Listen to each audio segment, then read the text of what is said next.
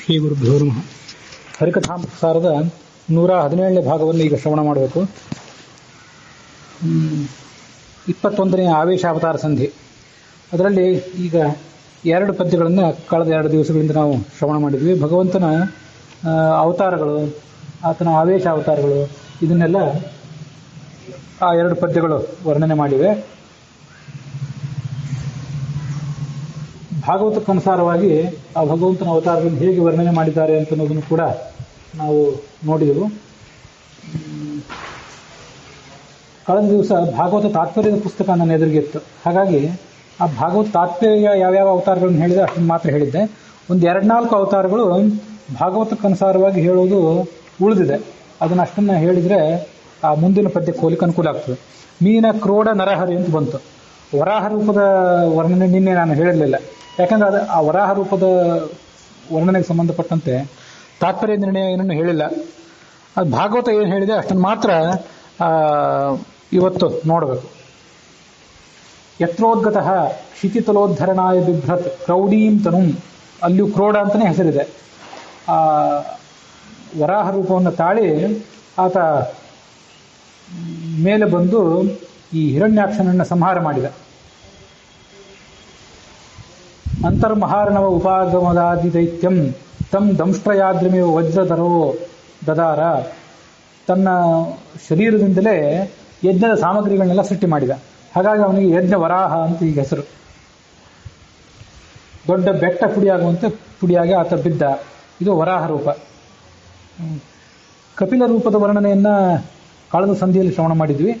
ಇಲ್ಲಿ ಮತ್ತೊಂದು ಕಲ್ಕಿ ಕಪಿಲ ವೈಕುಂಠ ಅಂತ ಒಂದು ಬಂತು. ಕಪಿಲ ಅಂತ ಒಂದು ಇಲ್ಲಿದೆ. ಕರ್ದಮ ಪ್ರಜಾಪತಿಯಿಂದ ದೇವಹೂತಿಯಲ್ಲಿ ಆತ ಜನಿಸಿದ. ಅವನಿಗೆ 9 ಜನ ಸಹೋದರಿಯರಿದ್ರಂತೆ. ಸ್ತ್ರೀಭಿ ಸಮಂ ನವಭಿ ಆತ್ಮಗತಿಂ ಸ್ವಮಾತ್ರೆ. ತಾಯಿಗೆ ಸಾಂಖ್ಯಶಾಸ್ತ್ರವನ್ನು ಆತ ಉಪದೇಶ ಮಾಡಿದ. ಕಪಿಲ ವೈಕುಂಠ ಅಂತಿದೆ. ಆ ವೈಕುಂಠ ಅನ್ನೋ ರೂಪ ಭಾಗವತದ 8ನೇ ಸ್ಕಂದದಲ್ಲಿ ಬರ್ತದೆ ಅಂತ ನೆನಪು. ವಿಕುಂಠ ಅನ್ನೋ ಒಬ್ಬಳ ಮಗನಾಗಿ ಜನಿಸಿ ಅವನು ವೈಕುಂಠ ಅನ್ನೋ ಹೆಸರನ್ನು ಪಡ್ಕೊಂಡ. ಹೀಗೆ ಇವೆಲ್ಲ ಆತನ ಬೇರೆ ಬೇರೆ ಅವತಾರಗಳು. ಕಲ್ಕಿ, ಕಪಿಲ, ವೈಕುಂಠ.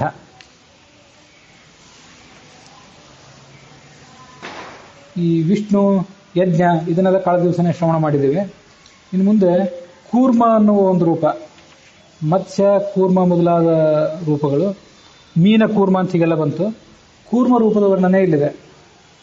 ದೇವಾಸುರರೆಲ್ಲ ಅಮೃತ ಪ್ರಾಪ್ತಿಗಾಗಿ ಕ್ಷೀರ ಸಮುದ್ರ ಮಥನ ಮಾಡಿದ್ರಲ್ಲ, ಆಗ ಆ ಮಂದರ ಪರ್ವತ ಕುಸಿಲಿಕ್ಕೆ ಪ್ರಾರಂಭ ಆಯಿತು. ಬಹಳ ಭಾರ ಇದ್ದ ಪರ್ವತ ಅದು. ಆಗ ಇವನು ಕೂರ್ಮ ರೂಪದಿಂದ ಅದನ್ನು ಬೆನ್ನ ಮೇಲೆ ಹೊತ್ತ. ಅವನಿಗೆ ಎಷ್ಟು ಆರಾಮ ಅನಿಸಿತ್ತಂದ್ರೆ ಅದರಿಂದ ಅಷ್ಟು ದೊಡ್ಡ ಭಾರ ಹೊತ್ಕೊಂಡ್ರು ಕೂಡ ಸುಖವಾಗಿದ್ದ. ಬೆನ್ನ ಮೇಲೆ ಪರ್ವತ ತಿರುಗುತ್ತಾ ಇತ್ತಲ್ಲ ಮಥನಕ್ಕೊಳಗಾಗಿ, ಅದು ಬೆನ್ನ ಮೇಲೆ ತುರಿಕೆ ಬಂದಾಗ ಸ್ವಲ್ಪ ಕೆರೆದ್ರೆ ಎಷ್ಟು ಆನಂದ ಅನಿಸ್ತದಲ್ಲ, ಹಾಗೆ ಅವನಿಗೆ ಆನಂದ ಅನಿಸ್ತು. ಶ್ರಮ ಆಗಲಿಲ್ಲ. ನಿದ್ರೆ ಕ್ಷಣ ಅದ್ರಿ ಪರಿವರ್ತ ಕಷಾಣ ಕಂಡೂಹು. ಅದ್ರಿ ಅಂದ್ರೆ ಮಂದರ ಪರ್ವತ, ಅದರ ಪರಿವರ್ತನ ಅಂದ್ರೆ ತಿರುಗೋದು. ಆ ತುರಿಕೆಯಿಂದಾಗಿ ಅವನಿಗೆ ಸ್ವಲ್ಪ ಆರಾಮ ಅನಿಸಿತು. ಆರಾಮ ಅನಿಸಿದ ನಿದ್ದೆಯಿಂದ ಕಣ್ಣು ಅರ್ಧ ಮುಚ್ಚಿತಂತೆ. ಹೀಗೆ ಆತ ಲೀಲೆಯಿಂದ ತೋರಿಸಿಕೊಂಡ.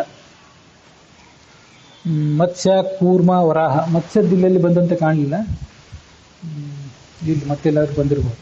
ಇದು ವರಾಹ ರೂಪ. ಹಿರಣ್ಯಕಶಿಪುವನ್ನು ತನ್ನ ತೊಡೆಯ ಮೇಲೆ ಹಾಕಿಕೊಂಡು ಉಗುರುಗಳಿಂದ ಸಿಗಿದು ಅವನನ್ನು ಬಗಿದ. ದೈತ್ಯೇಂದ್ರ ಮಾಶು ಗದಯಾಭಿ ಪತಂತ ಮಾರಾತ್ ಊರೌ ನಿಪಾತ್ಯ ವಿದದಾರ ನಖೈಹಿ ಸ್ಫುರಂತಂ. ಹರಿ ಅನ್ನುವ ರೂಪ, ಅದು ಗಜೇಂದ್ರ ಮೋಕ್ಷಣ ಮಾಡಿದಂಥ ರೂಪ. ಅದ್ರ ಬಗ್ಗೆ ಕಳೆದ ದಿವಸ ಶ್ರವಣ ಮಾಡಿದ್ವಿ. ಇನ್ನು ಧನ್ವಂತರಿ ಅನ್ನುವಂಥ ಒಂದು ರೂಪ. ಶ್ರೀನಿವಾಸನು, ವ್ಯಾಸ, ಋಷಭ, ಹಯಾನನ, ನಾರಾಯಣಿ, ಹಂಸ, ಅನಿರುದ್ಧ, ತ್ರಿವಿಕ್ರಮ, ಶ್ರೀಧರ, ಋಷಿಕೇಶ. ಹರಿಯು ನಾರಾಯಣನು ಕೃಷ್ಣ, ಅಸುರಕುಲಾಂತಕ, ಸೂರ್ಯ ಸಪ್ರಭ, ಕರೆಸುವನು, ನಿರ್ದುಷ್ಟ ಸುಖಪೂರ್ಣ ತಾನೆಂದು, ಸರ್ವದೇವೋತ್ತಮನು, ಸರ್ವಗ ಪರಮಪುರುಷ, ಪುರಾತನ ಜರಾಮರಣ ವರ್ಜಿತ, ವಾಸುದೇವ, ದ್ಯಮಿತ ರೂಪಾತ್ಮ. ಧನ್ವಂತರಿ ಇಲ್ಲಿ ಬರಲಿಲ್ಲ, ಆದರೂ ಇದನ್ನು ನೋಡಬೇಕು. ಧನ್ವಂತರಿಶ್ಚ ಭಗವಾನ್ ಸ್ವಯಮೇವ ದೇವ ನಾಮ್ನ ನೃಣಾಂ ಪುರುರುಜಾಂ ರುಜ ಆಶುಹಂತಿ. ಅವನು ಈ ಸಂಸಾರದಲ್ಲಿ ಬಳಲುವಂಥ ಜನರು ಏನಿದ್ದಾರೆ ಅವರ ನೋವನ್ನೆಲ್ಲ ಪರಿಹಾರ ಮಾಡುವಂಥವನು ತನ್ನ ನಾಮಸ್ಮರಣ ಮಾತ್ರದಿಂದಲೇ. ನಾಮ್ನಾ ನೃಣಾಂ, ಮೋಕ್ಷವನ್ನು ಕೊಡುವಂಥವನು. ಯಜ್ಞೇಚ ಭಾಗ ಮಮೃತಾಯುರಪ ಅವಾಪ ಚಾದ್ಧ ಆಯುಶ್ಚ ವೇದ ಮನುಷಾಸ್ತ್ಯವತೀರ್ಯ ಲೋಕೆ. ಯಜ್ಞಗಳಲ್ಲಿ ಈತನೇ ಆಹುತಿಯನ್ನು ಸ್ವೀಕಾರ ಮಾಡ್ತಾನೆ. ಇದಕ್ಕೆಲ್ಲ ವೈಶ್ವದೇವಕ್ಕೆ ಇದು ಮೂಲ. ವೈಶ್ವದೇವದಲ್ಲಿ, ಋಗ್ವೇದದ ವೈಶ್ವದಲ್ಲಿ ಧನ್ವಂತರಿ ಹೆಸರು ಬರ್ತದೆ, ಯಜುರ್ವೇದದ ವೈಶ್ವದೇವದಲ್ಲಿ ಬರೋದಿಲ್ಲ. ಹೀಗೆ ಉಳಿದ ಯಜ್ಞಗಳಲ್ಲಿ ಮತ್ತು ವೈಶ್ವದೇವ ಮೊದಲಾದವುಗಳು ಕೂಡ ಇಲ್ಲಿ ಕೂಡ ಆಹುತಿ ಸ್ವೀಕಾರ ಮಾಡ್ತಾನೆ. ಮತ್ತೆ ಆಯುಶ್ಚ ವೇದ ಮನುಷಾಸ್ತಿ, ಆಯುರ್ವೇದಕ್ಕೆ ಅವನೇ ಪ್ರವರ್ತಕ. ಪರಶುರಾಮ ಅವತಾರ ತಾಳಿದ. ತ್ರಿಸಪ್ತಕತ್ವ ಉರುಧಾರ ಪರುಷ್ವಧೇನ, ಅತ್ಯಂತ ಹರಿತವಾದಂಥ ಕೊಡ್ಲಿಯಿಂದ 21 ಬಾರಿ ಎಲ್ಲ ಕಡೆ ಸಂಚಾರ ಮಾಡಿ ದುಷ್ಟರಾದಂಥ ರಾಜರನ್ನ ಆತ ಸಂಹಾರ ಮಾಡಿದ. ರಾಮ ಕೃಷ್ಣ ಈ ಅವತಾರಗಳ ಬಗ್ಗೆ ಎಲ್ಲ ಕಳೆದ ದಿವಸ ಶ್ರವಣ ಮಾಡಿದ್ದೀವಿ, ಅಲ್ಲಿದ್ದೇನಿಲ್ಲ. ಇಲ್ಲಿ ಬುದ್ಧ ಕಲ್ಕಿ, ದಶರಥ ಸೂನು ಯಾದವ ಬುದ್ಧ ಕಲ್ಕಿ ಕಪಿಲ ವೈಕುಂಠ ಅಂತಿದೆ. ಇಲ್ಲಿ ಬುದ್ಧ ರೂಪದ ಅವತಾರ ಒಂದು ಇಲ್ಲಿದೆ. ಈ ತ್ರಿಪುರಾಸುರರು ಅಂತ ರಾಕ್ಷಸರಿದ್ರು. ಅವರು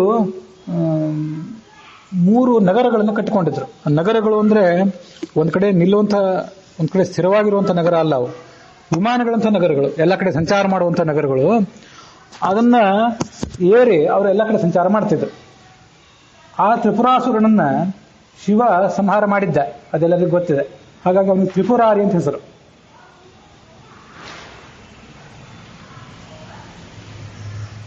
ಅದೇ ತ್ರಿಪುರಾಸುರರು ಮತ್ತೊಂದು ಬಾರಿ ಹುಟ್ಟಿ ಬಂದಿದ್ರು. ಅವರು ನಿಗಮವರ್ತನೆ ವಿಷ್ಠಿತಾನ, ಬ್ರಾಹ್ಮಣ ರೂಪ ತಾಳಿ ಹುಟ್ಟಿ ಬಂದಿದ್ರು. ವೇದ ಮಾರ್ಗದಲ್ಲಿ ನಿಷ್ಠರಾಗಿದ್ರು. ವೇದ ಮಾರ್ಗದಲ್ಲಿ ನಿಷ್ಠರಾಗಿದ್ದಾಗ ದುಷ್ಟರಾದವರು, ಸ್ವಭಾವತಃ ದುಷ್ಟರು, ವೇದ ಮಾರ್ಗವನ್ನು ಹಿಡಿದು ಆ ವೇದ ಮಾರ್ಗವನ್ನೆಲ್ಲ ಭ್ರಷ್ಟ ಮಾಡಿ ತಾವು ಅದನ್ನು ದುರುಪಯೋಗ ಮಾಡಿಕೊಳ್ಳುವಂಥವ್ರು. ಅದಕ್ಕಾಗಿ ಭಗವಂತ ಅವರ ಬುದ್ಧಿಗೆ ಭ್ರಾಂತಿ ಬರುವಂತೆ ಮಾಡಿದ.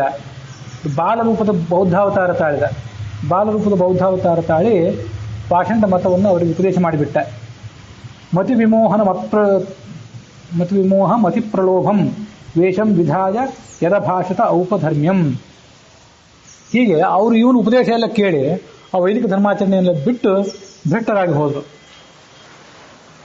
ಹಿಂದೆ ಆ ತ್ರಿಪುರಾಸುರನನ್ನು ಶಿವ ಸಂಹಾರ ಮಾಡಿದ್ನಲ್ಲ, ಆ ಸಂದರ್ಭದಲ್ಲಿಯೂ ಕೂಡ ಒಂದು ದಿಗಂಬರ ವೇಷ ತಾಳಿದ್ದ ಆತ. ತಾಳಿ ಆ ತ್ರಿಪುರಾಸುರರ ಪತ್ನಿಯರಿದ್ರಲ್ಲ, ಅವರ ಪಾತಿವೃತ್ಯವನ್ನು ಭ್ರಷ್ಟ ಮಾಡಿದ್ದ. ಅವರಿಗೆ ಔಪಧರ್ಮ್ಯವನ್ನು ಉಪದೇಶ ಮಾಡಿಬಿಟ್ಟಿದ್ದ. ಅದು ಹಿಂದೆ ಮತ್ತೆಲ್ಲಾದರೂ ಮಹಾಭಾರತದಲ್ಲಿ ಭಾಗವತದಲ್ಲಿ ಬಂದಾಗ ವಿಸ್ತಾರವಾಗಿ ಹೇಳ್ತೇನೆ. ಸ್ತ್ರೀಯವರು ಗಂಡನಿಗೆ ನಿಷ್ಠರಾಗಿರಬೇಕು ಅನ್ನುವಂಥ ಸನಾತನ ಧರ್ಮ ಏನಿದೆ, ಅದಕ್ಕೆ ವಿರುದ್ಧವಾಗಿ ಅದೆಲ್ಲ ಏನಿಲ್ಲ, ನೀವು ನಿಮ್ಮ ಮನಸ್ಸಿಗೆ ತಕ್ಕಂತೆ ಇರಬಹುದು ಅಂತ ಹೀಗೆ ಅವರ ತಲೆಯಲ್ಲಿ ಭ್ರಷ್ಟ ವಿಚಾರವನ್ನು ತುಂಬಿ ಅವರು ಕೂಡ ಹಾಳಾಗುವಂತೆ ಮಾಡಿಬಿಟ್ಟ. ಉಪಪತಿ ಧರ್ಮವನ್ನು ಅವರಿಗೆ ಬೋಧನೆ ಮಾಡಿಬಿಟ್ಟ ಅಂತ ಬರ್ತದೆ. ವೇಷಂ ವಿಧಾಯ ಯದಭಾಷತ ಔಪಧರ್ಮ್ಯಂ. ಮುಂದೆ ಕಲ್ಕಿ ಅವತಾರ. ಯರ್ಹಿ ಆಲಯೇಶುಪಿ ಸತಾಂ ನ ಕಥಾ ಹರೇಸ್ಯು. ಈಗ ಕನಿಷ್ಠ ಪಕ್ಷ ಸಜ್ಜನರ ಮನೆಯಲ್ಲಾದರೂ, ಅಲ್ಲೆಲ್ಲಿ ಗುಡಿ ಗುಂಡಾರಗಳಲ್ಲಾದರೂ ಪ್ರವಚನ, ಪೂಜಾ, ಹರಿನಾಮಸ್ಮರಣೆ ನಡೆದಿರ್ತದೆ.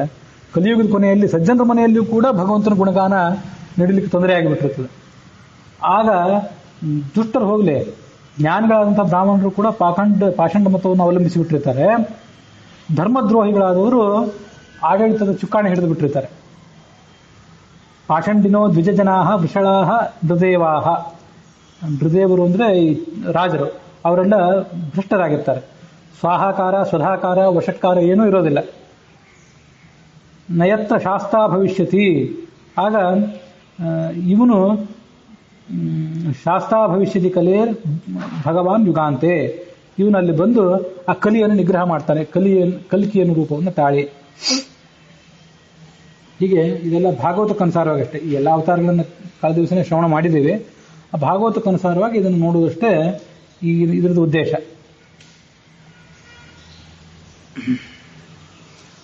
ಮುಂದೆ 3ನೇ ಪದ್ಯದಲ್ಲಿ ಲಕ್ಷ್ಮೀದೇವಿಯ ಸ್ವರೂಪದ ಬಗ್ಗೆ ನಾವು ಶ್ರವಣ ಮಾಡಿದ್ದೀವಿ.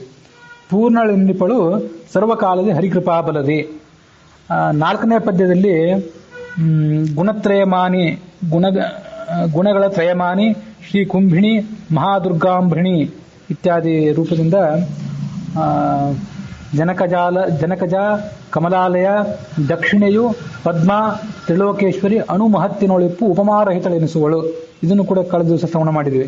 ಆ 3-4ನೇ ಪದ್ಯಗಳಲ್ಲಿ ಅವಳ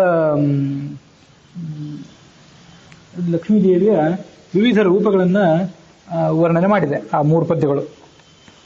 ಇವೆಲ್ಲನೂ ಕೂಡ ಛಾಂದೋಗ್ಯ ಉಪನಿಷತ್ತಿನಲ್ಲಿ ಬಂದಿವೆ. ಶ್ರೀ ಭೂರ್ದುರ್ಗಾ ಅಂಬೃಣೀಹಿ ಹ್ರೀ ಮಹಾಲಕ್ಷ್ಮೀ ದಕ್ಷಿಣ ಪ್ರಕೃತಿ ಅಂತ ಹೀಗೆಲ್ಲ ಅವಳಿಗೆ ನಾನಾ ಥರದ ರೂಪಗಳಾಗಿವೆ.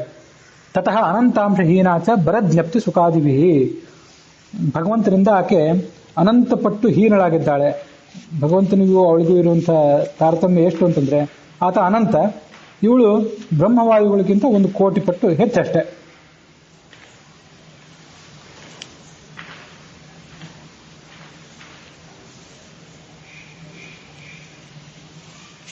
ಗುಣೈ ಸರ್ವೇ ಸ್ಥಾಪ್ಯಸ್ಯ ಪ್ರಸಾದಾತ್ ದೋಷವರ್ಜಿತ. ಅವಳು ಯಾವತ್ತೂ ಕೂಡ ಸಕಲ ದೋಷಗಳಿಂದಲೂ ವರ್ಜಿತಳಾದವಳು. ಹೇಗೆ ಅಂದರೆ, ಅವನ ಭಗವಂತನ ಅನುಗ್ರಹದಿಂದಲೇ ಸರ್ವದಾ ಸುಖರೂಪಾಚ ಸರ್ವದಾ ಜ್ಞಾನರೂಪಿಣಿ. ಛಾಂದೋಗ್ಯ ಉಪನಿಷತ್ತಿನಲ್ಲಿ ಬಂದ ವರ್ಣನೆ ಇದೆಲ್ಲ. ಇದಾದ್ಮೇಲೆ ಚತುರ್ಮುಖ ಬ್ರಹ್ಮ ಮತ್ತು ವಾಯು ಅವ್ರ ಬಗ್ಗೆ ಹೇಳ್ತಾರೆ. 6ನೇ ಪದ್ಯದವರೆಗೆ ನಾವು ಈಗಾಗಲೇ ಶ್ರವಣ ಮಾಡಿದ್ವಿ. ಚತುರ್ಮುಖ ಬ್ರಹ್ಮ ಮತ್ತು ವಾಯುಗಳಿಬ್ಬರು ಆ ಲಕ್ಷ್ಮೀದೇವಿಗಿಂತ 1 ಕೋಟಿ ಗುಣದಿಂದ ಅಧಮರಾಗಿದ್ದಾರೆ. ಅದು ಹೀಗೆ ಹೇಳಿದೆ ಭಾಷ್ಯ, ಬೃಹದಾರಣ್ಯಕದ ಭಾಷ್ಯ. ಏತೇಭ್ಯ ಶ್ರೀಸ್ತು ಮುಕ್ತೇಭ್ಯ ಗುಣೈ ಕೋಟಿ ಗುಣೋತ್ತರ. 1 ಕೋಟಿ ಪಟ್ಟು ಆಕೆ ಹೆಚ್ಚಿಗೆ ಆಗಿದ್ದಾಳೆ. ಜ್ಞಾನ, ಆನಂದ, ಬಲ ಎಲ್ಲ ಗುಣಗಳಿಂದಲೂ ಕೂಡ.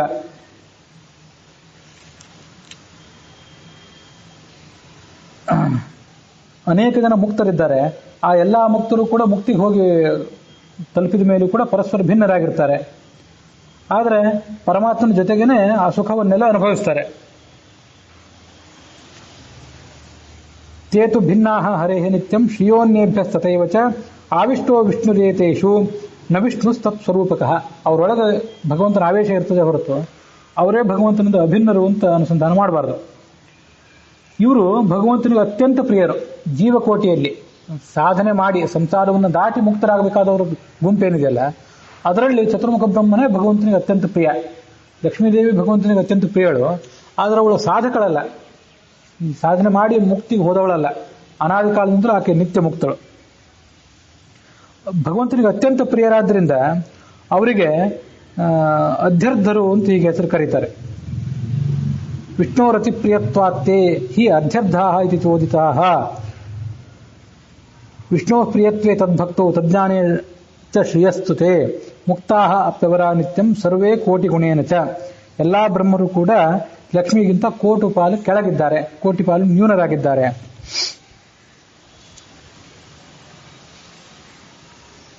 ಪುರುಷ ಬ್ರಹ್ಮ ವಿರಿಂಚಿಯು ಮಹಾನ್ ಮರುತ ಮುಖ್ಯ ಪ್ರಾಣ ಧೃತಿ ಸ್ಮೃತಿ. ಇದೊಂದು ಪದ್ಯ. ಈ ಪದ್ಯದ ಬಗ್ಗೆ ಅವತ್ತು ಹೇಳುವಾಗ ಅದನ್ನೆಲ್ಲ ವಿವರಿಸಿ ಹೇಳಿದ್ದೆ. ಆದರೆ ಆ ಎಲ್ಲಾ ಶಬ್ದಗಳಿಗೆ ಅರ್ಥ ಏನು ಅಂತ ಕೂಡ ನೋಡಬೇಕು. ಪುರುಷ ಅನ್ನೋ ಶಬ್ದಕ್ಕೆ ಏನರ್ಥ ಅಂತ ಅವತ್ತು ಮೊನ್ನೆ ಕೂಡ ಹೇಳಿದ್ದೆ. ಎಲ್ಲಾ ಪಾಪಗಳನ್ನು ಆತ ಸುಟ್ಟು ಹಾಕ್ತಾನೆ ಅಂತ ಆ ಬೃಹದಾರಣ್ಯಕ ಭಾಷ್ಯದಲ್ಲೇ ಬಂದಿತ್ತು. ಪುರುಷ ಬ್ರಹ್ಮ ವಿರಿಂಚಿಯು.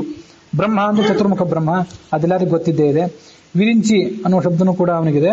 ಅದರಲ್ಲಿ ಮೊದಲು ಬಂದ ಶಬ್ದವೇ ಪುರುಷ ಅನ್ನೋ ಶಬ್ದ. ಓಷಣಾತ್ ಸರ್ವ ಪಾಪಾನಾಂ ಪೂರ್ವ ಪುರುಷ ಉಚ್ಯತೆ. ಚತುರ್ಮುಖ ಬ್ರಹ್ಮ ಎಲ್ಲಾ ಪಾಪಗಳನ್ನು ಸುಟ್ಟು ಹಾಕುವನಾದ್ರಿಂದ ಪುರುಷ. ಆ ಪುರುಷನೊಳಗೆ ಅವ್ಯಕ್ತ ಈ ಅಕ್ಷರ ಪುರುಷ ಲಕ್ಷ್ಮೀದೇವಿ, ಅದರೊಳಗೆ ಕ್ಷರಾಕ್ಷರ ಪುರುಷರನ್ನು ಮೀರಿ ನಿಂತಹ ಪುರುಷೋತ್ತಮ. ಹೀಗೆ ಅವ್ರನ್ನ ಅನುಸಂಧಾನ ಮಾಡಬೇಕು. ಮತ್ತು ಈ ಚತುರ್ಮುಖ ಬ್ರಹ್ಮ ಎಲ್ಲಾ ಪಾಪಗಳನ್ನು ಸುಟ್ಟು ಹಾಕುವನಾದ್ರಿಂದ ಪುರುಷ ಅಂತ ಯಾರು ಅನುಸಂಧಾನ ಮಾಡ್ತಾರಲ್ಲ, ಅವರು ತನ್ನ ಶತ್ರುಗಳನ್ನು ಮೀರಿ ನಿಲ್ತಾರೆ. ನಿಮ್ಮ ಶತ್ರುಗಳು ನಿಮ್ಗೇನಾದ್ರೂ ತೊಂದರೆ ಕೊಡಬೇಕು ಅಂತ ಬಂದಿದ್ರೆ ನಿಮಗಿಂತ ಮುಂಚೆ ಧಾವಿಸಿ ಹೋಗಿ ನೀವು ಪಡ್ಕೊಳ್ಬೇಕಾದ ವಸ್ತುವನ್ನ ನಿಮ್ಮ ಶತ್ರುಗಳು ಪಡ್ಕೊಳ್ಬೇಕು ಅಂತ ಅಪೇಕ್ಷೆ ಪಟ್ಟಿದ್ರೆ ಆ ಸ್ಪರ್ಧೆಯಲ್ಲಿ ನೀವು ಗೆಲ್ತೀರಿ. ಯಾಕಂದ್ರೆ ಭಗವಂತನ ಆ ಚತುರ್ಮುಖ ಬ್ರಹ್ಮನ ಜ್ಞಾನ ನೀವು ಇದ್ದವರಾದ್ರಿಂದ ಅಂತ ಹೇಳಿದೆ. ವೇದ ಸ್ವಾಭಿಮತಂ ಯಸ್ತು ಪೂರ್ವಂ ಪ್ರಾಪ್ತು ಅಭೀಪ್ಸತಿ ಓಷೇ ಸ್ವಯಂ ಅನುಷ್ಠಸನ್ ಬ್ರಹ್ಮ ವಿಷ್ಣು ಪ್ರಸಾದತಃ. ಇದು ಆ ಚತುರ್ಮುಖ ಬ್ರಹ್ಮನ ಆ ಮಹಿಮ. ಪುರುಷ ಬ್ರಹ್ಮ ವಿರಿಂಚಿ ಮಹಾನ್. ಮಹಾನ್ ಅಂದ್ರೆ ಮಹತ್ತತ್ವಕ್ಕೆ ಅಭಿಮಾನಿ ಅಂತ ಬಂದಿದೆ. ಈ ಬೃಹದಾರಣ್ಯಕ ಭಾಷ್ಯದಲ್ಲಿ ಬೇರೆ ಬೇರೆ ಟಿಪ್ಪಣಿಗಳೇನಿವೆ ಅದರೆಲ್ಲ ಅರ್ಥ ಕೊಟ್ಟಿರಬಹುದು. ನಮಗೆ ಈ ಗರುಡ ಪುರಾಣದಲ್ಲಿ ಈ ಹರಿಕಥಾಮೃತ ಸಾರದ ಪಂಚರತ್ನ ಪ್ರಕಾಶಕಾಂತಿ ಟೀಕಾ ಇದೆಯಲ್ಲ, ಅಲ್ಲಿ ಒಂದು ಕಡೆ ಈ ಇವರೆಲ್ಲರ ಹೆಸರುಗಳು, ಈ ಚತುರ್ಮುಖ ಬ್ರಹ್ಮನ ಹೆಸರುಗಳೆಲ್ಲದಕ್ಕೂ ಕೂಡ ಒಂದು ಅರ್ಥ ಕೊಡ್ತಾರೆ. ಆ ಅರ್ಥವನ್ನ ಇವತ್ತು ಅನುಸಂಧಾನ ಮಾಡಬೇಕು. ಮಹಾನ್, ಸ್ಮೃತಿ, ಧೃತಿ ಇತ್ಯಾದಿ ಶಬ್ದಗಳು ಆತನಿಗೆ ಯಾಕೆ ಬಂದವು ಅಂತ. ಅಂದಾಗೆ ಈ ಸಂಧಿ ಏನಿದೆಯಲ್ಲ, ಈ 21ನೇ ಆವೇಶಾವತಾರ ಸಂಧಿ, ಇದಕ್ಕೆ ಅಲ್ಲಿ ಬೃಹತ್ ತಾರತಮ್ಯ ಸಂಧಿ ಅಂತ ಹೀಗೆ ಹೆಸರು ಕರೆದಿದ್ದಾರೆ. ಅದರಲ್ಲಿ ಅಲ್ಲಿ ಹೆಸರೇನಿದೆ? ಬೃಹತ್ ತಾರತಮ್ಯನೇ. ಸರಿ,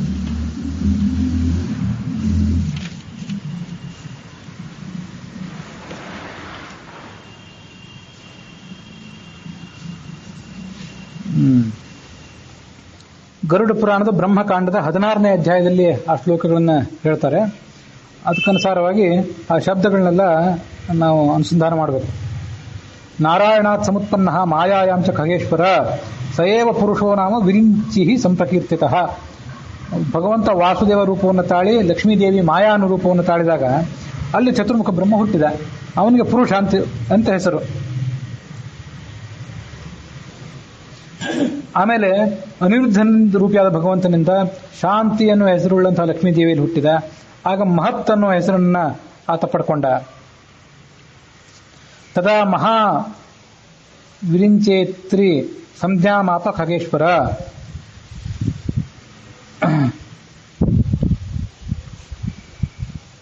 ಮಹಾನ್ ಮರುತ ಅಂತ ಹೀಗಿದೆ. ಮಹಾನ್ ಮರುತ ಅಂತಂದ್ರೆ ಅವನು ಈ 49 ಜನ ಮರುತ್ತುಗಳು ಅಂತ ಏನಿದ್ದಾರಲ್ಲ, ಆ ಮರುತ್ತುಗಳಿಗೂ ಕೂಡ ಅಧಿಪತಿ. 49 ಜನ ಮರುತ್ತುಗಳು ಅಂತ ಅವರು ಹಿಂದೆ ಅದ್ರ ಬಗ್ಗೆ ಹೇಳಿದ್ದೆ. ದಿತಿದೇವಿ ತನ್ನ ಮಕ್ಕಳನ್ನು ಕಳ್ಕೊಂಡಾಗ ಇಂದ್ರನನ್ನು ಸೋಲಿಸುವಂತ ಒಬ್ಬ ಮಗ ಬೇಕು ಅಂತ ಕಶ್ಯಪರ ಮೂಲಕ ವರ ಪಡ್ಕೊಂಡು ಉಪಾಸನೆ ಮಾಡ್ಲಿಕ್ಕೆ ಪ್ರಾರಂಭ ಮಾಡಿದ್ದು. ಆಗ ಇಂದ್ರ ಉಪಾಯಾಂತರದಿಂದ ಅವಳ ಹೊಟ್ಟೆ ಒಳಗೆ ಹೋಗಿ ಆ ಗರ್ಭವನ್ನು 7 ಭಾಗ ಮಾಡಿದ. ಅವು ಅಳ್ಳಿಕ್ಕೆ ಪ್ರಾರಂಭ ಮಾಡಿದವು. ಅಳಬೇಡ್ರಿ ಅಂತ ಹೇಳಿದ, ಮಾರುದಹ ಅಂತ ಹೇಳಿದ. ಆವಾಗ ಅವು ಶಾಂತ ಆದವು, ಆ ಗರ್ಭದ ತುಣುಕುಗಳನ್ನೆಲ್ಲ. 7 ಭಾಗ ಇದ್ದನ್ನು ಮತ್ತೆ 7 ಭಾಗ ಮಾಡಿದ. 7 49 ಜನ ಮರುತ್ತುಗಳಾದರು. ಆ ಎಲ್ಲ ಮರುತ್ತುಗಳಿಗೂ ಕೂಡ ಈತ ಮುಖ್ಯ, ಮಹತ್ತತ್ವಕ್ಕೆ ಅಭಿಮಾನಿ. ಮುಂದೆ ಮುಖ್ಯ ಪ್ರಾಣ, ಇದೆಲ್ಲರಿಗೂ ಗೊತ್ತಿದ್ದೇ ಇದೆ. ಎಲ್ಲ ಜೀವರ ಚೇಷ್ಟೆಗಳನ್ನ ಮಾಡುವನು, ಎಲ್ಲಾ ಜೀವರ ಕ್ರಿಯೆಗಳಿಗೂ ಕೂಡ ಆತ ಕಾರಣ. ಆದ್ದರಿಂದ ಮುಖ್ಯ ಪ್ರಾಣ ಅಂತ ಕರೀತಾರೆ. ಧೃತಿ, ಧೃತಿ ಅಂದ್ರೆ ಧೈರ್ಯ. ಉಳಿದೆಲ್ಲ ದೇವತೆಗಳಿಗಿಂತ ಹೆಚ್ಚಿನ ಧೈರ್ಯ ಸ್ಥೈರ್ಯ ಇದ್ದವನು. ಅದಕ್ಕಾಗಿ ಆತನನ್ನು ಧೃತಿ ಅಂತ ಹೀಗೆ ಕರೀತಾರೆ. ಮತ್ತೆ ಧೈರ್ಯ ಗುಣಕ್ಕೆ ಅಭಿಮಾನಿನೂ ಕೂಡ ಆತನೇ. ಇವು ಈ ಹಿಂದೆ ಮಹಾಭಾರತವನ್ನು ಹೇಳುವಾಗ ನಾನು ಧರ್ಮರಾಜ ಯಾವ್ಯಾವ ಗುಣಕ್ಕೆ ಸಂಕೇತ, ಭೀಮಸೇನ ಯಾವ್ಯಾವ ಗುಣಕ್ಕೆ ಸಂಕೇತ ಅಂತ ಹೇಳಿದ್ದೆ. ಅಲ್ಲಿ ಧೈರ್ಯ, ಸ್ಥೈರ್ಯ ಅಂತೀಗೆಲ್ಲ ಕೆಲವು ಗುಣಗಳ ಬಗ್ಗೆ ಅಲ್ಲಿ ಕೂಡ ವರ್ಣನೆ ಬಂದಿತ್ತು. ಹೆಚ್ಚು ಕಡಿಮೆ ಇಲ್ಲಿರೋ ಗುಣಗಳೇ ಅಲ್ಲಿವು, ಅಥವಾ ಅಲ್ಲಿರೋ ಗುಣಗಳೇ ಇಲ್ಲಿವು. ಹೀಗೆ ಮುಖ್ಯ ಪ್ರಾಣ, ಧೃತಿ. ಮುಂದೆ ಸ್ಮೃತಿ ಅಂತ. ಸ್ಮೃತಿ ಅಂತಂದ್ರೆ ಸ್ಮೃತಿ ಅಂದ್ರೆ ನೆನಪು. ಯಾವತ್ತೂ ಕೂಡ ನೆನಪಿನ ಶಕ್ತಿ ಆತನಿಗೆ ನಷ್ಟ ಆಗೋದಿಲ್ಲ. ಭಗವದ್ ವಿಷಯಕವಾದ ಜ್ಞಾನ ಯಾವತ್ತೂ ಅವನಿಗೆ ಅಳಿಯೋದೇ ಇಲ್ಲ. ಹೀಗೆ ಭಗವದ್ ವಿಷಯಕವಾದ ಜ್ಞಾನವನ್ನ ಆತ ಎಂದೂ ಕಳ್ಕೊಳ್ಳೋದಿಲ್ಲ. ಆದ್ರಿಂದ ಅವನಿಗೆ ಸ್ಮೃತಿ ಅಂತ ಕರೀತಾರೆ.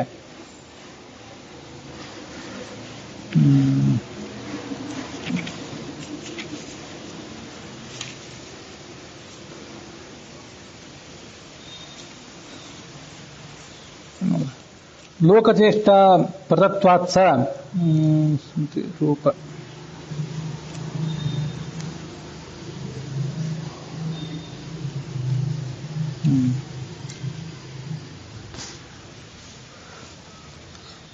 ಆ ಗರುಡ ಪುರಾಣದ ಶ್ಲೋಕಗಳನ್ನು ಅಂತ ಹೇಳಿದ್ನಲ್ಲ, ಅಲ್ಲಿ ಕೆಲವು ಶ್ಲೋಕಗಳು ಹೀಗಿವೆ.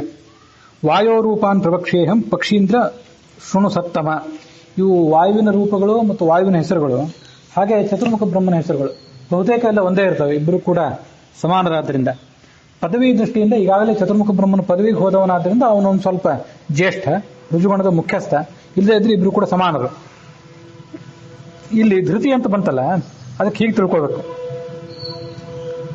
ಬದರ್ಯಾಂ ಸ್ಥಿತಂ ವಿಷ್ಣು ಧೈರ್ಯೇಣ ಸ್ತೋತುಮೇವ ಸಹ ಧೃತಿ ರೂಪಂ ಯಯೋ ವಾಯು ತಸ್ಮಾತ್ ಧೃತಿ ರೀತಿ ಸ್ಮೃತಃ. ಬದರಿ ಕ್ಷೇತ್ರದಲ್ಲಿ ಆ ಭಗವಂತ ಇದ್ದಾಗ ಅವನನ್ನ ಸ್ತೋತ್ರ ಮಾಡಬೇಕು ಅಂತ ಈತ ಧೈರ್ಯದಿಂದ ಹೋದ. ಮತ್ತು ಸ್ತೋತ್ರ, ಅವನನ್ನ ತಪಸ್ ಮಾಡ್ತಾ ಹೋದ, ಅದಕ್ಕಾಗಿ ಇವನಿಗೆ ಧೃತಿ ಅಂತ ಕರೀತಾರೆ.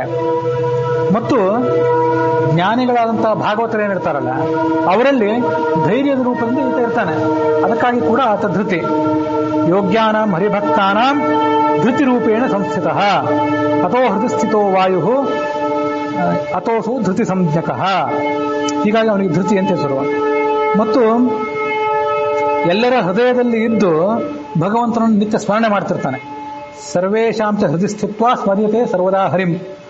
ಆದ್ರಿಂದ ಅವನಿಗೆ ಸ್ಮೃತಿ ಅಂತ ಹೆಸರು. ಇದೆಲ್ಲ ಗರುಡ ಪುರಾಣದಲ್ಲಿ ಬಂದಂತ ಹೆಸರು. ಅಥವಾ ಈ ವಾಯು, ಅದಕ್ಕೆ ಒಂದೊಂದು ಹೆಸರಿಗೆ ಎರಡೆರಡು ಅರ್ಥ ಹೇಳ್ಬೋದು. ಶ್ವೇತದ್ವೀಪದಲ್ಲಿರುವಂತಹ ಭಗವಂತನನ್ನ ಈ ವಾಯು ನಿತ್ಯ ಸ್ಮರಣೆ ಮಾಡ್ತಿರ್ತಾನೆ. ಅಥವಾ ವಾಯುರೇವೈಕೋ ಶ್ವೇತದ್ವೀಪ ಗತಂ ಹರಿಂ ಸ್ಮರ್ಯತೆ ಚ ಸದಾವೀಂದ್ರ ಅಥೋಸೋ ಸ್ಮೃತಿ ಸಂಜ್ಞಕಃ. ಹೀಗೆ ಒಂದು ಎರಡೆರಡು ಕಾರಣಗಳಿಂದ, 2 ಅಥವಾ 3 ಕಾರಣಗಳಿಂದ ಸ್ಮೃತಿ, ಧೃತಿ ಇತ್ಯಾದಿ ಹೆಸರುಗಳು ಆತನಿಗೆ. ಧೃತಿ, ಸ್ಮೃತಿ. ಮುಂದೆ ಗುರುವರ ಅಂತ ಹೆಸರಿದೆ. ಗುರುವರ ಅಂತಂದ್ರೆ ಎಲ್ಲಾ ಗುರುಗಳಿಗೂ ಕೂಡ, ಎಲ್ಲಾ ಗರುಡ, ಶೇಷ ಮೊದಲಾದ ಎಲ್ಲಾ ಗುರುಗಳಿಗಿಂತಲೂ ಆತ ಹಿರಿಯ. ಆದ್ರಿಂದ ಆತನನ್ನು ಗುರುವರ ಅಂತ ಕರೀತಾರೆ.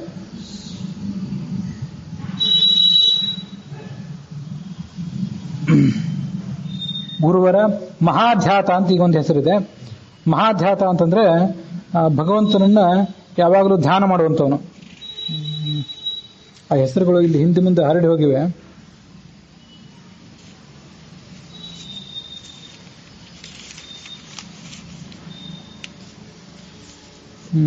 ಸಕಲ ಚೇತನರಿಗಿಂತಲೂ ಹೆಚ್ಚಾಗಿ ಭಗವಂತನನ್ನು ಧ್ಯಾನ ಮಾಡ್ತಾನೆ. ಉಳಿದವರು ಧ್ಯಾನ ಮಾಡ್ತಾರೆ, ಅದಕ್ಕಿಂತಲೂ ಹೆಚ್ಚಾಗಿ ಭಗವಂತನ ಗುಣಕ್ರಿಯೆಗಳನ್ನು ಆತ ಅನುಸಂಧಾನ ತಂದುಕೋತಾನಾದ್ರಿಂದ ಅವನನ್ನು ಮಹಾಧ್ಯಾತ ಅನ್ನೋ ಹೆಸರಿನಿಂದ ವರ್ಣನೆ ಮಾಡ್ತಾರೆ. ಮಹಾಧ್ಯಾತ. ಬಲ. ಬಲ ಅನ್ನೋ ಹೆಸರಿನಿಂದ ಆತನೇ ವಾಚ್ಯ. ಯಾಕಂದ್ರೆ ಎಲ್ಲೇ ಈ ಜಗತ್ತಿನಲ್ಲಿ ಬಲ ಇದ್ರು ಆ ಬಲಕ್ಕೆಲ್ಲ ಆತನೇ ಅಧಿಪತಿ. ಹಾಗಾಗಿ ಬಲ ಅನ್ನುವ ಶಬ್ದದಿಂದ ಆತ ವಾಚ್ಯ. ಮಹಾಪ್ರಭು. ಸರ್ವೇಶಾಂಚ ಹೃದಯ ಸ್ಥಿತ್ವ ದದಾತಿ ಬಲಮುತ್ತಮಂ. ಹೃದಯದೊಳಗಿದ್ದು ಬಲ ಕೊಡುವವನು. ಅತಃ ಬಲ ಇತಿ ಆಖ್ಯಾಂ ವಿನತಾಸುತ. ಹೀಗೆ ಅವನಿಗೆ ಬಲ ಕೊಡುವವನಾದ್ರಿಂದ ಬಲ ಅನ್ನುವ ಹೆಸರು ಬಂತು. ಮುಂದೆ ಬಲ. ವಿಜ್ಞಾತ, ವಿಖ್ಯಾತ. ವಿಜ್ಞಾತ ಅಂತಂದ್ರೆ ಎಲ್ಲರಿಂದಲೂ ತಿಳಿಯಲ್ಪಟ್ಟವನು ಅಂತ ಈ ಅರ್ಥ. ಈ ಭಗವಂತನ ಜ್ಞಾನ ಅಂತ ಅನ್ನೋದೇನಿದೆಯಲ್ಲ, ಅದು ಜ್ಞಾನ, ವಿಜ್ಞಾನ ಅಂತ. ಜ್ಞಾನಂ ವಿಜ್ಞಾನ ಸಹಿತಂ ಅಂತ ಭಗವದ್ಗೀತಾದಲ್ಲಿ ಒಂದು ಕಡೆ ಬರ್ತದೆ. ಜ್ಞಾನ, ವಿಜ್ಞಾನ ಅಂತಂದ್ರೆ ಏನು? ವಿಜ್ಞಾನ ಅಂದ್ರೆ ಎಲ್ಲರಿಗೂ ಗೊತ್ತಿದ್ದೇ ಇದೆ. ವಿಜ್ಞಾನ ಅಂದ್ರೆ ವಿಶೇಷ ಜ್ಞಾನ. ಯಾಕೆ ಹಾಗೆ ಅನುಸಂಧಾನ ಮಾಡಬೇಕು ಅಂತಂದ್ರೆ, ಈಗ ಭಗವಂತ ಸರ್ವಜ್ಞ, ಸರ್ವಕರ್ತ, ಸರ್ವಶಕ್ತ ಅಂತ ಅನ್ನೋದನ್ನ ನಾವು, ನೀವು, ಅವರು, ಇವರು ಎಲ್ಲರೂ ಅನುಸಂಧಾನ ಮಾಡಬೇಕು. ಅದರೊಳಗೊಂದು ವಿಜ್ಞಾನ ಅಂತ ಮಾತಿರ್ತದೆ. ಅದೇನಂದ್ರೆ, ನಿಮ್ಮ ಬಿಂಬರೂಪವನ್ನು ನೀವು ಅನುಸಂಧಾನ ಮಾಡಬೇಕು, ನನ್ನ ಬಿಂಬರೂಪ ನಾವು ಅನುಸಂಧಾನ ಮಾಡಬೇಕು. ಅದು ಈಗ ಗೊತ್ತಾಗೋದಿಲ್ಲ, ಒಂದು ಹಂತದಲ್ಲಿ ಗೊತ್ತಾಗೋಂಗಿದ್ರೆ. ಹಾಗಾಗಿ ಅದು ನಿಮಗೆ ವಿಜ್ಞಾನ. ನಿಮ್ಮ ವಿಜ್ಞಾನ ಬೇರೆ, ನಮ್ಮ ವಿಜ್ಞಾನ ಬೇರೆ. ನಮ್ಮ ಜ್ಞಾನ, ನಿಮ್ಮ ಜ್ಞಾನ ಇವೆಲ್ಲ ಒಂದೇ. ಹೀಗೆ ಎಲ್ಲರಿಗೂ ಸಾಧಾರಣವಾಗಿರುವಂತಹ ಜ್ಞಾನ, ಒಂದು ಮಾಹಿತಿಗೆ ಜ್ಞಾನ ಅಂತ ಕರೀತಾರೆ. ವಿಶೇಷವಾಗಿ ಅವರವರ ಸಾಧನೆಗೆ ಉಪಯೋಗ ಆಗುವಂಥ ಮಾಹಿತಿಗೆ ವಿಜ್ಞಾನ ಅಂತ ಕರೀತಾರೆ. ಹೀಗೆ ಆ ವಿಜ್ಞಾನಕ್ಕೆ ಅಭಿಮಾನಿಯೇ ಈ ಚತುರ್ಮುಖ ಬ್ರಹ್ಮ ಅಥವಾ ವಾಯು.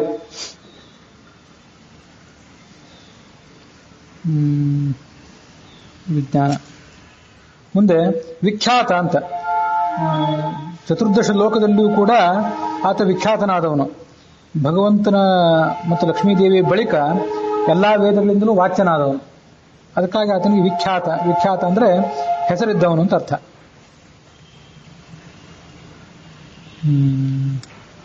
ವಿಜ್ಞಾತ.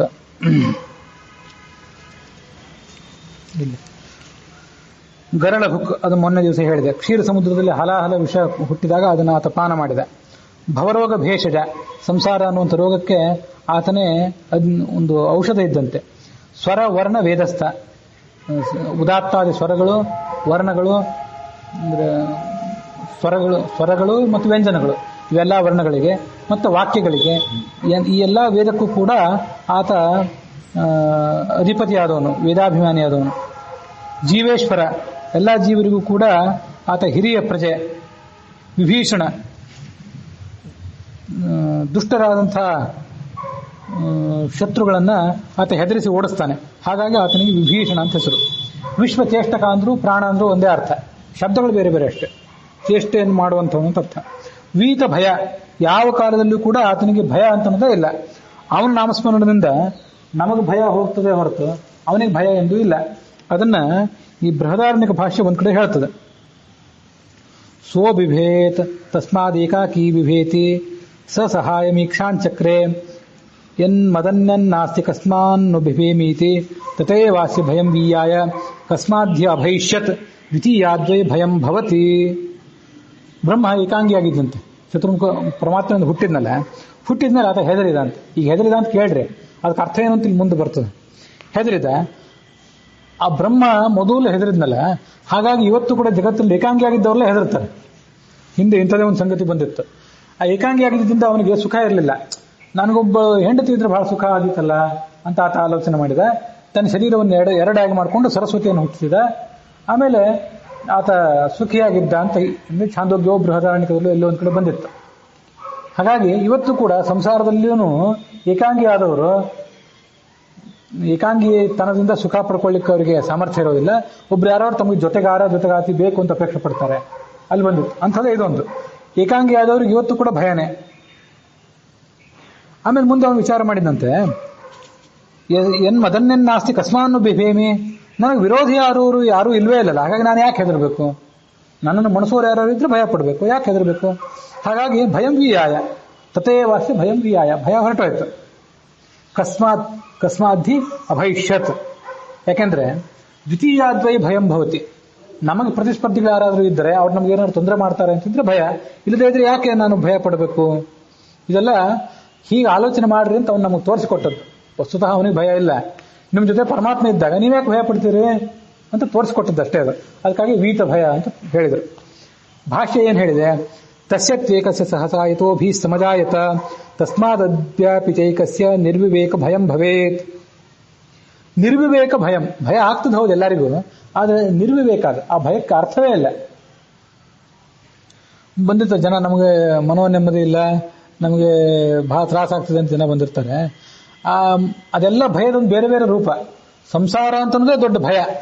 ಇದು ಏನು, ಮನುಷ್ಯ ಸರಿಯಾಗಿ ನಡ್ಕೊಳ್ಳದೆ ಇದ್ದದಕ್ಕಾಗಿ, ಭಗವಂತನ ದಾಸನಾಗಿ ಭಗವಂತ ಹೇಳಿದ ಕರ್ಮಗಳನ್ನು ಸರಿಯಾಗಿ ಮಾಡದೇ ಇದ್ದದಕ್ಕಾಗಿ, ತನ್ನ ಕರ್ತವ್ಯವನ್ನು ತಾನು ಸರಿಯಾಗಿ ಮಾಡದೇ ಇದ್ದದಕ್ಕಾಗಿ ಮನುಷ್ಯನಿಗೆ ಭಯ. ಹಾಗಾಗಿ ಅವನಿಗೆ ಸಮಸ್ಯೆ. ಆ ಭಗವಂತನ ಅಣತಿಯಂತೆ ಮನುಷ್ಯ ನಡೆದ್ರೆ ಅವನಿಗೆ ಭಯ ಸಮಸ್ಯೆ ಯಾವುದು ಇರೋದೇ ಇಲ್ಲ. ಅಲ್ಲಿ ಹಾಗೆ ನಡ್ಕೊಳ್ಳದೇ ಇದ್ರೆ ಅವರಿಗೆ ಯಾವ ಉಪದೇಶದ ಅಗತ್ಯವೂ ಇರೋದಿಲ್ಲ, ಉಪದೇಶ ಕೊಟ್ಟಾಗ ಅದರ ಅರ್ಥವೂ ಆಗೋದಿಲ್ಲ. ನಿರ್ವಿವೇಕ ಭಯಂ ಭವೇತ್ ವಿಮರ್ಶ ತಥೋ ಬ್ರಹ್ಮ ಯಸ್ಮಾನ್ ಮದ್ಬಾಧಕೋ ನಹಿ ಮಯಾ ಸೃಜ್ಯಾಹಿ ಯತಃ ಸರ್ವೇ ಇತಃ ಪಶ್ಚಾತ್ತನೋಹರಃ. ನಾನು ಈ ಜಗತ್ತನ್ನ ಸೃಷ್ಟಿ ಮಾಡಬೇಕು, ನಾನು ಯಾಕೆ ಭಯ ಪಡಬೇಕು? ನನ್ನ ನಂತರ ಹುಟ್ಟಿದವರಲ್ಲ ಈ ಗರುಡ ಶೇಷ ರುದ್ರಾದಿಗಳು ಇಂದ್ರಾದಿಗಳು, ನಾನು ಯಾಕೆ ಭಯ ಪಡಬೇಕು ಅಂತ ಅವನು ಆಲೋಚನೆ ಮಾಡಿದ. ಭೀತಿರಪೋಹಿತ ವಿಷ್ಣೋರತಿಪ್ರಿಯತ್ವಾತು ದದನ್ಯೇಷಾಂ ಪಿತೃತ್ವತಃ ಕಸ್ಮಾತ್ ಭಯಂ ಭವೇತ್ ತಸ್ಯ. ಭಗವಂತನಿಗೆ ಅತ್ಯಂತ ಪ್ರಿಯ, ಉಳಿದವರಿಗೆಲ್ಲ ತಂದೆ ಪಿತಾಮಹ, ಹಾಗಾಗಿ ಅವನ ಭಯ ಹೊರಟೋಗ್ಬಿಡ್ತು. ಸಮಾನಾದ್ಯ ಭಯಂ ಭವೇತ್ ವಿರೋಧಿನಃ ಅಧಿಕಾದ್ವಾಪಿ ಹೀನಾದ್ವಾ ಪಾರವಶ್ಯತಃ. ಕೆಲವೊಂದು ಸರಿ ನಮ್ಮ ವಿರೋಧಿಗಳಾದವರು, ನಮ್ಗಿಂತ ಹೆಚ್ಚಿನವರಾದವರು, ಮತ್ತೆ ಕೆಲವು ಕಡೆ ನಮ್ಗಿಂತ ಹೀನರಾದವರು, ತೀರಾ ಕೆಳಗಿನವರಾಗಿರ್ತಾರೆ. ಯಾರ್ಯಾರೋ ಕಾರಣದಿಂದಾಗಿ ನಾವು ಅವರಿಗೆ ಏನೋ ಒಂದು ಕಾರಣದಿಂದಾಗಿ ಅಧೀನರಾದಾಗ ನಮ್ಗಿಂತ ಸಣ್ಣವರಿಂದಲೂ ನಮಗೆ ಭಯ. ಅದ್ಯಾವುದು ಭಯಕ್ಕೆ ಕಾರಣ ಇಲ್ವಲ್ಲ. ಹೀನಮಯವ ಯತಸ್ತಸ್ಯ ಸರ್ವಮೇವ ಜಗದ್ವಶೇ ನ ಚ ಜಾತಂ ತದಾ ತತ್ಸರ್ವಂ ಹರಿರೇವ ಯತಃ ಪರಃ. ನನಗೆ ಭಗವಂತ ಇದ್ದಾನೆ, ನಾನು ಯಾಕೆ ಹೆದರಬೇಕು ಅಂತ ಆತ ಹೆದರಲಿಲ್ಲ. ಇದು ಈ ಎಲ್ಲ ಗುಣಗಳನ್ನ ಬಹಳ ಅನುಸಂಧಾನ ಮಾಡ್ಕೊಳ್ಬೇಕು. ಸ್ತ್ರೀಯರಾಗಲಿ ಪುರುಷರಾಗಲಿ.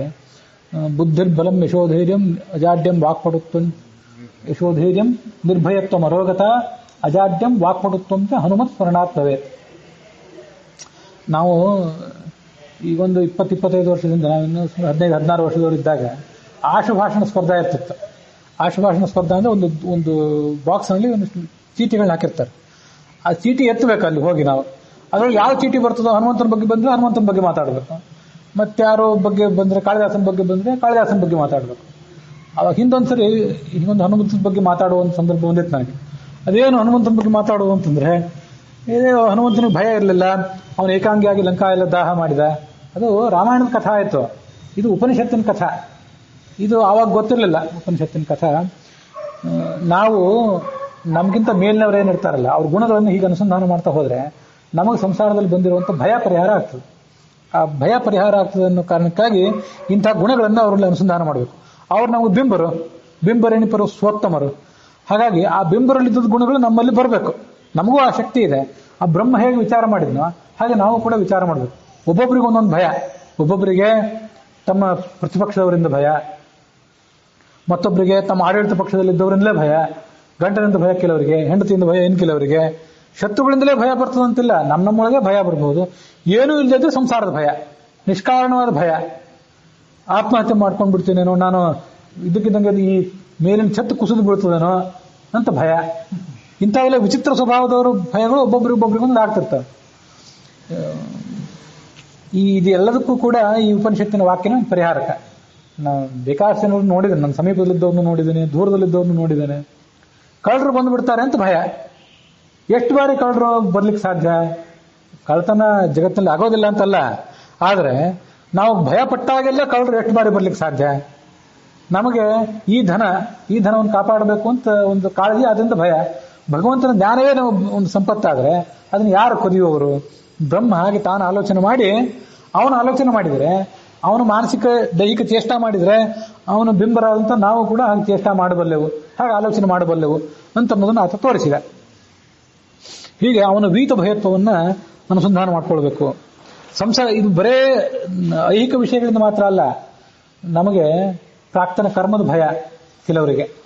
ಎಂಥ ಕರ್ಮ ಮಾಡಿಬಿಟ್ಟು ಭಗವಂತ ನಮ್ಮನ್ನು ಕಾಪಾಡ್ತಾನೋ ಇಲ್ಲೋ ಅಂತ ಇನ್ನು ಕೆಲವರಿಗೆ ಭಯ.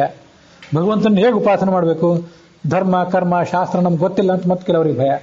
ಯಾವುದರಿಂದಲೂ ಭಯ ಪಡಬೇಕಾಗಿಲ್ಲ. ಯಾಕೆಂತಂದ್ರೆ ವಿಷ್ಣುವರ ಅತಿಪ್ರಿಯತ್ವಾತ್, ಚತುರ್ಮುಖ ಬ್ರಹ್ಮ ಪರಮಾತ್ಮನಿಗೆ ಅತ್ಯಂತ ಪ್ರಿಯ. ಅವನಷ್ಟು ನಾವು ಪ್ರಿಯರಲ್ಲದೆ ಇರಬಹುದು, ಆದ್ರೆ ನಾವು ಒಂದು ದೃಷ್ಟಿಯಿಂದ ಪ್ರಿಯರ ಹೌದಲ್ಲ. ಅದನ್ನೇ ಭಗವದ್ಗೀತೆ ಹೇಳಿದೆ. ಪ್ರತಿಜಾನೇ ಪ್ರಿಯೋಸಿಮೆ ಅಂತ ಪ್ರತಿಜ್ಞೆ ಮಾಡಿದಾನೆ ಭಗವಂತ, ನೀನು ನನಗೆ ಅತ್ಯಂತ ಪ್ರಿಯ, ನೀನು ಭಯ ಪಡಬೇಡ ಅಂತ ಅರ್ಜುನನ ನೆಪವಾಗಿಟ್ಕೊಂಡು ಇಡೀ ಜಗತ್ತಿಗೆ ಅವನು ಉಪದೇಶ ಮಾಡಿದ. ಹಾಗಾಗಿ ಜ್ಞಾನಿ ಪ್ರಿಯತಮೋತೋಮೆ, ನನಗೆ ಜ್ಞಾನಿ ಅತ್ಯಂತ ಪ್ರಿಯ, ನೀನು ನನ್ನ ಭಗವಂತನ ಜ್ಞಾನ ಪಡ್ಕೊಳ್ಳಿಕ್ಕಿಂತ ಪ್ರಯತ್ನ ಪಟ್ಟಿದೆ ಅಂತ ಆದ್ಮೇಲೆ, ಒಂದೇ ಹೆಜ್ಜೆ ಇಟ್ಟಿದೆ ಅಂತ ಆದ್ಮೇಲೆ ನೀನು ಭಗವಂತನ ಪ್ರಿಯರಾದವರ ಗುಂಪಿನಲ್ಲಿ ಸೇರಿದೆ ಅಂತ ಅರ್ಥ. ಸೇರಿದ ಮೇಲೆ ಚತುರ್ಮುಖನಷ್ಟು ಅಲ್ಲದೆ ಇರಬಹುದು, ಲಕ್ಷ್ಮಿಯಷ್ಟು ಅಲ್ಲದೆ ಇರಬಹುದು, ಆದ್ರೂ ದಾಸರ ಒಂದು ಪದ ಇದೆಯಲ್ಲ, ಒಲಿಸಲಾರೆ ಅರ್ಜುನನಂತೆ ಸಖನಾಗಿ. ಅರ್ಜುನನಂತೆ ನಮಗೆ ಸಖ್ಯ ಮಾಡ್ಲಿಕ್ಕೆ ಬರದೇ ಇರಬಹುದು, ಗಜೇಂದ್ರನಂತೆ ನಾವು ಮೊರೆ ಇಟ್ಟಾಗ ಅವನನ್ನು ಇಲ್ಲಿ ಎಳ್ಕೊಂಡು ಬರೋ ಶಕ್ತಿ ನಮಗೆ ಇಲ್ಲದೆ ಇರಬಹುದು, ನಾರದನಂತೆ ಸಂಗೀತದ ಮೂಲಕ ಅದನ್ನು ಒಲಿಸ್ಕೊಳ್ಳೋ ಶಕ್ತಿ ಇಲ್ಲದೆ ಇರಬಹುದು, ಶಾಸ್ತ್ರ ರಚನೆ ಮಾಡಿ ಅವನನ್ನು ಒಲಿಸ್ಕೊಳ್ಳೋ ಶಕ್ತಿ ಇಲ್ಲದೆ ಇರಬಹುದು.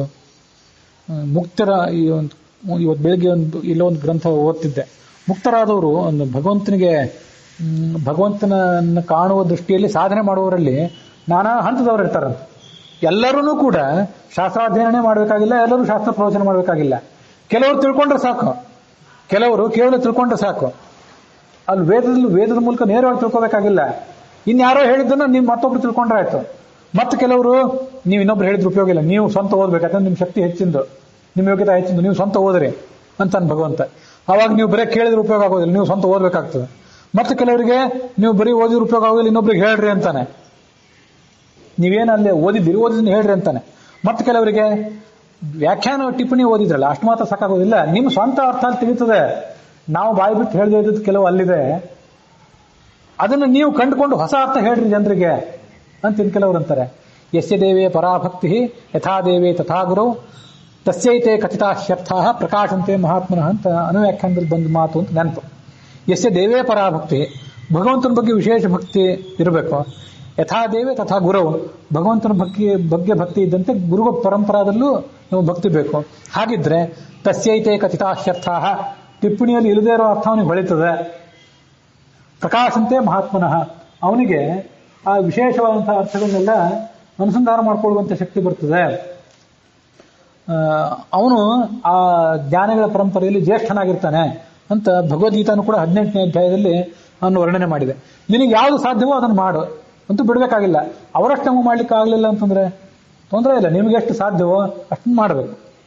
ಅದು ಆ ಉಪನಿಷತ್ತು, ಬೃಹದಾರಣ್ಯಕ ಉಪನಿಷತ್ತು ನಮಗೆ ಕೊಡುವಂಥ ಸಂದೇಶ ಅದು. ವೀತ ಭಯ, ಭೀಮ ಅವನು ಒಳಗೆ ನಿಂತು ಶತ್ರುಗಳನ್ನು ಭಯಪಡಿಸ್ತಾನೆ. ಅವನಿದ್ದಾನೆ ಒಳಗೆ. ಅವನಿಗೆ ಭೀಮಸೇನ ಅಂತ ಈಗ ಯಾಕೆ ಹೆಸರು ಕೊಡ್ತಾರೆ ಅಂತಂದ್ರೆ, ಒಳಗಿದ್ದು ನಿಮ್ಮ ಶತ್ರುಗಳನ್ನೆಲ್ಲ ಆತ ಬಡಿದು ಓಡಿಸ್ತಾನೆ. ಅವನು ನಾಮಸ್ಮರಣದಿಂದಲೇ ಆ ಶತ್ರುಗಳೆಲ್ಲ ಓಡಿ ಹೋಗ್ತಾರೆ. ಅದಕ್ಕಾಗಿ ನೀವು ಭಯ ಪಡಬೇಕಾಗಿಲ್ಲ ಅನ್ನೋ ಸೂಚನೆ ಅದು. ಮುಕ್ತಿಗ ಭವ